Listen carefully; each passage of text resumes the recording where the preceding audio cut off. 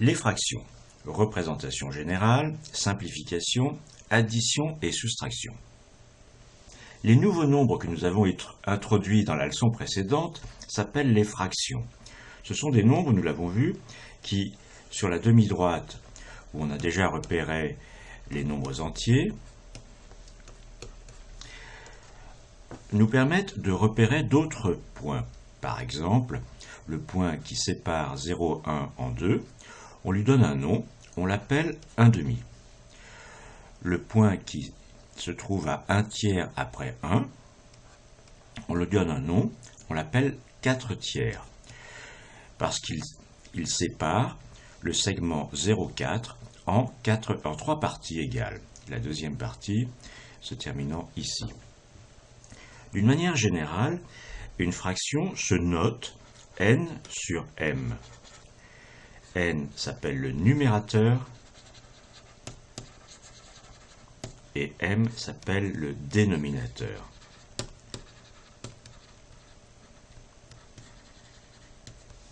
Et c'est le point qui partage le segment 0n en une première partie après division par m. Alors étudions les 4 opérations avec les fractions. Et d'abord l'addition.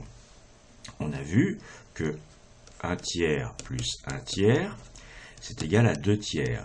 Ça veut dire très précisément que sur le segment 0,1, si je pars de 1/3 et que je rajoute 1/3, je tombe sur un point qui a déjà été défini et qui s'appelle 2/3.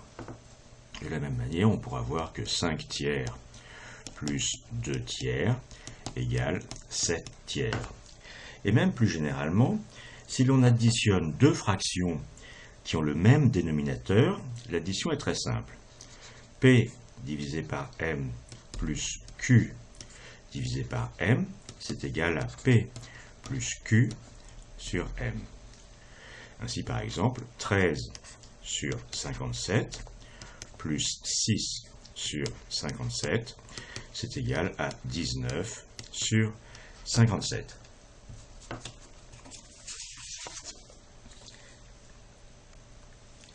Il faut bien se rappeler chaque fois que n sur m, c'est une notation qui correspond à un point précis sur la demi-droite. Et que c'est comme ça qu'on a défini n sur m. C'est le nom qu'on a donné au point qui divise le segment 0n en m parties.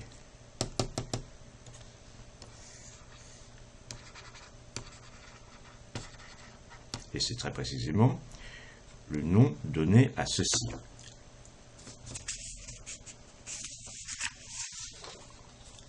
Alors maintenant, on va étudier une opération importante pour continuer l'étude de l'addition.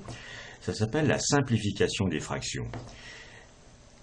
On a vu que 4/6, c'est donc le point qui divise le segment 0,4 en 6 parties.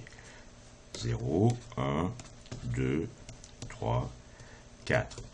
Si je divise ce segment en 6 parties, je tombe ici. Et il se trouve que c'est aussi le point qui divise le segment 0,2 en 3 parties. Je pars de 0 jusqu'à 2. Voici les 3 parties du segment 0,2. Et ce sont évidemment aussi les 6 parties du segment 0,4. Donc ceci, c'est 2/3 et c'est aussi 4/6. On dit que 2/3 simplifie 4/6 parce que en haut et en bas, on a divisé par un même nombre. Continuons cette observation sur les fractions. On peut voir facilement que la fraction n sur m, c'est aussi la fraction n multiplié par p sur m multiplié par p. Et aussi, si n et m sont tous les deux des multiples d'un même nombre, par exemple un nombre q, On peut diviser en haut et en bas par q. n divisé par q sur m divisé par q, c'est égal à n sur m.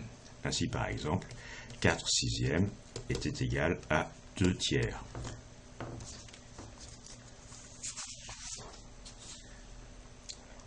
Alors, continuons à additionner des fractions, mais maintenant avec des dénominateurs différents. A sur B plus C sur D. Des dénominateurs différents, je veux dire par exemple 4 sur 5 plus 2 sur 7. Eh bien, on va utiliser les différentes propriétés qu'on vient déjà de voir. On va multiplier ici en haut et en bas par quelque chose, et ici en haut et en bas par quelque chose, ça ne changera rien, et on va se débrouiller pour avoir les mêmes dénominateurs. Et ensuite, l'addition sera simple. Ainsi, ici, on va en fait multiplier par D en haut et en bas, AD sur BD. Je mets le signe multiplier pour ne pas alourdir la notation, mais ça veut dire multiplier. Et la deuxième, je la multiplie en haut et en bas par B, BC sur BD. Et maintenant, j'ai deux fractions qui sont d'ailleurs les mêmes qu'avant, mais avec les mêmes dénominateurs. Et donc, l'addition est très simple, c'est AD plus BC sur BD. Par exemple, avec ceci, je multiplie ici en haut et en bas par 7, ça fait 28 sur 35, plus ici en haut et en bas par 5, 10 sur 35, égale 38 sur 35.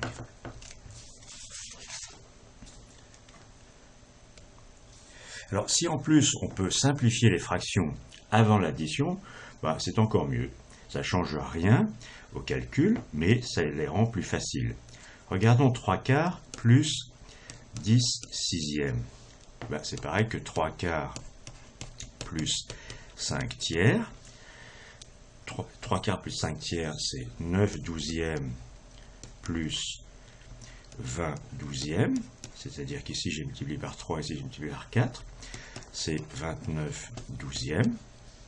Et si je n'avais pas simplifié la deuxième, je serais tombé sur, vous pouvez vérifier, 58 24e, qui est évidemment la même chose que celle-ci.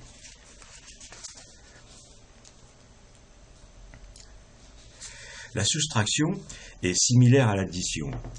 A sur B moins C sur D, c'est égal à AD sur BD moins BC sur BD, et c'est donc AD moins BC sur BD. Par exemple, 4 cinquièmes moins 2 septièmes, vous calculerez, c'est 18 35e. Et ainsi d'ailleurs, on peut facilement comparer des fractions. Parce que si ici, on cherche à soustraire une fraction plus grande que la première, ça veut dire que celle-ci était plus grande que celle-là. Pour finir, je vous propose des exercices. Calculez 3 cinquièmes plus 2 dixièmes. Et si vous pouvez, commencez par simplifier l'une ou l'autre. Calculez ensuite 3 cinquièmes moins 2 dixièmes. Et enfin, trouvez quelle est la fraction la plus grande entre 4 cinquièmes et 9 onzièmes.